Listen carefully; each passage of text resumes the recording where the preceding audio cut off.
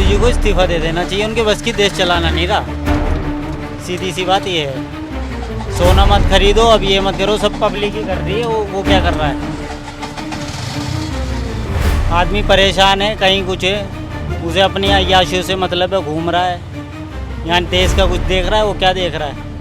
प्रधानमंत्री को देश के ऑटो वाले क्या कह रहे हैं? देश की फिक्र छोड़कर प्रधानमंत्री विदेश की चिंताओं में व्यस्त रहे तो देश के लोगों की तरफ से एक आवाज उठी कि प्रधानमंत्री देश के मुद्दों पर कब बोलेंगे।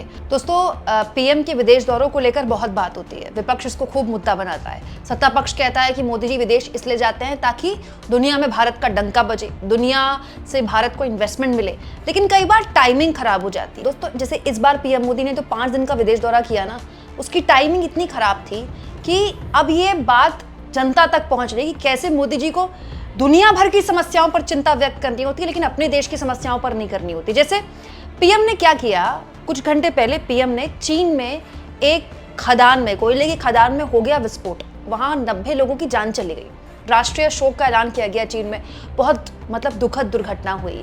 इस पर पीएम मोदी ने शोक प्रकट करते हुए कहा, चीन के शानक्सी प्रांत में खनन दुर्घटना में हुई जानमाल की हानि से मैं स्तब्ध हूं। भारत की ओर से मैं राष्ट्रपति शी जिनपिंग और चीन की जनता के प्रति अपनी संवेदना व्यक्त करता हूं। ईश्वर शोक संतप्त परिवार को इस दुख की घड़ी में शक्ति प्रदान करे।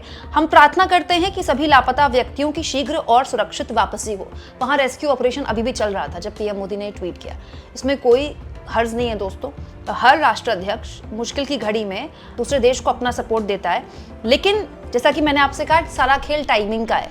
अभी पिछले हफ्ते बहुत जबरदस्त आंधी तूफान आया था दोस्तों, 100 से ऊपर लोगों की जान चली गई थी केवल उत्तर प्रदेश में। केवल उत्तर प्रदेश में सिर्फ आंधी तूफान में, इतना भयानक आंधी तूफान था दोस्तों। वो एक ऐसा मामला था जिसमें विदेश के राष्ट्राध्यक्षों ने भी दुख प्रकट किया था कि भारत में 100 से ऊपर लोगों की जान चली गई केवल आंधी तूफान की वजह से। लेकिन क्या आप जानते हैं, प्रधानमंत्री ने उस पर एक शब्द नहीं कहा। कितनी अजीब बात है ना दोस्तों, हमारे देश में केवल आंधी तूफान से, मतलब कोई सरकार आंधी तूफान से तक हमारे देश के लोगों को बचाने में सक्षम नहीं है, और उससे 100 लोगों की जान चली जाती है। इनफैक्ट 100 से भी ज्यादा लोगों की जान चली जाती है, लेकिन पीएम मोदी यहां दुख प्रकट नहीं कर रहे, कोई शोक प्रकट नहीं किया। और चीन में अगर कुछ हो रहा है तो पीएम मोदी को उसकी न केवल जानकारी है बल्कि वो दुख भी प्रकट करते हैं। ये बताता है कि एक डिस्कनेक्ट है जनता और सरकार के बीच। इसी को इनकैश करने की कोशिश कर रहा है विपक्ष। दोस्तों, कांग्रेस पार्टी ने पिछले कुछ घंटों में कुछ वीडियोस शेयर किए हैं।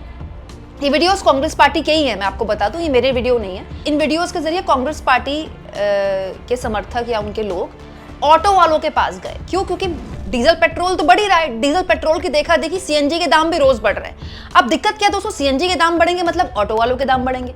ऑटो वालों के अगर उनके लिए सीएनजी महंगी होगी तो उनको किराया भी महंगा करना पड़ेगा। इसको लेकर दिल्ली एनसीआर के ऑटो वालों ने और टैक्सी वालों ने हड़ताल भी की, लेकिन उस हड़ताल से क्या उनका किराया बढ़ा है अभी इस बारे में कोई जानकारी नहीं है। लेकिन ऑटो वालों से जब कांग्रेस पार्टी के लोगों ने बात की और कहा कि भाई महंगाई की मार आप पर पड़ रही है, सीएनजी महंगी पड़ रही है आपको, इस पर आप क्या कहेंगे, तो सुनिए ऑटो वाले किस तरह की बातें और किस तरह के शब्दों का इस्तेमाल कर रहे हैं प्रधानमंत्री के लिए। ये बताइए, जो सीएनजी इतनी महंगी हो गई है, करीब 3-4 बार दाम बढ़ चुके हैं, लगभग 5 रुपए महंगी हो चुकी है, जेब पे कितना असर पड़ रहा है? बहुत असर पड़ रहा है जी, हमारी रोज़मर्रा ज़िंदगी का भी बहुत ज़्यादा असर पड़ रहा है इन चीज़ों से कि उतनी आमदनी है नहीं और ना ही इतनी कमाइयाँ हैं, लेकिन महंगाई जो है कमर तोड़ रही है दिन प्रतिदिन। बहुत असर पड़ रहा है जनता पे इस चीज़ का। सरकार बिल्कुल सोई हुई है, इन चीज़ों को बिल्कुल ध्यान नहीं दे रही है, इग्नोर कर रही है हर बात को। वो सिर्फ अपना प्रॉफिट में लगी है कि हमें लोगों से पैसा कमाना है, चाहे जनता कुछ भी हाल हो, उन्हें जनता की परवाह बिल्कुल भी नहीं है। मैंने तो वीडियो की शुरुआत यही कहते हुए शुरू की है, पहले कहते थे बहुत हुई महंगाई की मार, अब की बार मोदी सरकार। अब 12 साल हो गए हैं और महंगाई में जनता की कमर तोड़ी जा रही है, क्या कहेंगे इस पर? सर जी, इसमें क्या कहेंगे, मोदी जी ने जो सपने पहले दिखाए थे उन्होंने कि हम इसको अमेरिका बना देंगे, पेरिस बना देंगे और महंगाई जो है बिल्कुल ख़त्म कर देंगे और अपने देश को उस मुकाम पे लाएंगे कि गरीब आदमी भी प्लेन में सफ़र कर पाएगा, लेकिन ऐसा कुछ हो नहीं पाया, बल्कि जो गरीब था वो और गरीब होता जा रहा है और बहुत बुरे हालात बन चुके हैं इस समय देश के। यहाँ तक कि रोजी रोटी का सवाल है और रोजी रोटी भी नहीं मिल पा रही है गरीब आदमी को। बताओ भैया, ये महंगी हो गई सीएनजी, क्या कहोगे? मोदी जी को इस्तीफा दे देना चाहिए, उनके बस की देश चलाना नहीं रहा। सीधी सी बात ये है, सोना मत खरीदो, अब ये मत करो, सब पब्लिक ही कर रही है। वो क्या कर रहा है? आदमी परेशान है, कहीं कुछ है, उसे अपनी अय्याशियों से मतलब है, घूम रहा है, यहाँ देश का कुछ देख रहा है, वो क्या देख रहा है? अब दोस्तों, विपक्ष का तो काम ही यही है कि सरकार के प्रति जो गुस्सा है उसको इनकैश किया जाए। तो वो तो सड़कों पर उतरेगा ही उतरेगा, चाहे माइक लेके उतरे या फिर विरोध प्रदर्शन करने के लिए उतरे। पेट्रोल डीजल के मुद्दे पर इस वक्त तमाम तरह की बातें हर विपक्षी पार्टी बोल रही है, चाहे वो अरविंद केजरीवाल हो, वो भी खूब बोल रहे हैं पेट्रोल डीजल की महंगाई को लेकर, चाहे वो कांग्रेस पार्टी हो, चाहे वो दूसरे विपक्षी दल हो। सच्चाई है दोस्तों कि पेट्रोल डीजल और सीएनजी की महंगाई मतलब सीधा सीधा आम रोजमर्रा की महंगाई बढ़ना है। और दिक्कत क्या है कि महंगाई अब हमारे देश में मुद्दा नहीं है। अजीब बात देखिए दोस्तों कि ये वही महंगाई है जिसको लेकर गाने चलाए जाते थे, सखी सैया तो खूबे कमात है, महंगाई डायन खाए जाते हैं। ये गाना इतना बजाया न्यूज चैनल वालों ने मनमोहन सिंह की सरकार के दौरान, इतना बजाया कि मैं उस वक्त एंकर थी, रिपोर्टर भी थी, मतलब हम बोर हो गए थे सुनते सुनते। हम एडिट करवाते करवाते प्रोडक्शन में उस वीडियो में महंगाई की खबरें बना बना के बोर हो गए थे। लेकिन न्यूज चैनल वालों ने एक खबर बनाई, क्यों? क्योंकि महंगाई मुद्दा थी। दाल, आटा, तेल, पेट्रोल, डीजल, सबकी महंगाई लोगों को परेशान करती थी, खबर बनती थी। लेकिन मजाल है कि आज खबर बन जाए। आज तो इस बात पर खबर बनती है कि सूत्रों के हवाले से खबर चल रही है कि पेट्रोल डीजल के दाम तो बस भारत में सबसे कम बढ़ रहे हैं, पाकिस्तान में इतने बढ़ गए, बांग्लादेश में इतने बढ़ गए, फलाने में इतने बढ़ गए, ढिमकाने में बढ़ गए, और ये भी सूत्रों के हवाले से चल रहा है। सरकार के किसी मंत्री की सामने आकर बोलने की हिम्मत नहीं है कि भाई हमने पेट्रोल डीजल के दाम जो बढ़ाए हैं वो मजबूरी में बढ़ाए हैं क्योंकि कंपनियों पर बहुत भार पड़ रहा है। अच्छा, इतनी जानकारी भी सबको होती है, इतनी समझ सबको है कि जब चुनाव चल रहे थे तब मजाले कोई दाम नहीं बढ़ाए गए, तब तो इस बात पर ढोल पीटे जा रहे थे कि वाह मोदी जी, वाह देखिए मोदी जी ने जो भार है वो जनता पर पड़ने नहीं दिया। और इधर चुनाव खत्म हुए नहीं, उधर कैसे दाम बढ़ाए जा रहे हैं वो भी चुपचाप।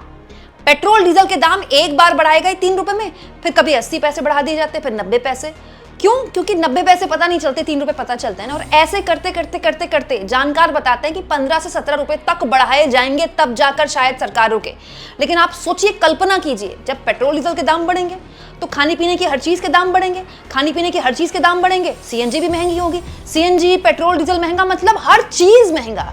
ये हाल तब है जब रुपया लगातार गिर रहा है, और रुपए के गिरने को लेकर भी एक खास नैरेटिव बनाया जा रहा है सरकार के बड़े बड़े अधिकारियों द्वारा कि गिरने दीजिए रुपये को, 100 इज जस्ट अ नंबर, 100 में चला गया तो क्या फर्क पड़ता है। मतलब नैरेटिव गढ़ने में ये सरकार तो ऐसी है दोस्तों जो आज से पहले कभी नहीं हुई। अगर आप विस्तार से चाहें तो मेरा आज का ये वीडियो देखिएगा कि नीति आयोग के अध्यक्ष बकायदा कह रहे हैं कि अगर गिरता है रुपया तो क्या हो गया, इससे कोई दिक्कत नहीं आने वाली, आरबीआई घबराए ना।